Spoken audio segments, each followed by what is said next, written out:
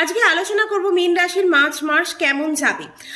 March মাসের হচ্ছে স্বাস্থ্য, শিক্ষা, লাভ লাইফ, ম্যারেড লাইফ, ব্যবসা, জব, ভাগ্য, কেরিয়ার, এভরিথিং সব কেমন যাবে সেগুলো নিয়ে সবই আলোচনা করব। বা তার সাথে থাকবে অচুক উপায়, কি উপায় করলে আপনার যদি কোনো প্রবলেম বা কমপ্লিকেশন থাকে লাইফে, সেগুলো যাতে কমপ্লিকেশনগুলো চলে যায় উপায় করার ফলে। প্রথমে জেনে নেব, তার আগে বলবো ভিডিও যদি ভালো লাগে অবশ্যই কিন্তু লাইক, শেয়ার আর সাবস্ক্রাইব করতে হবে। প্রথমে জেনে নেব মীন রাশি নবগ্রহ কোথায় কোথায় অবস্থান করছে।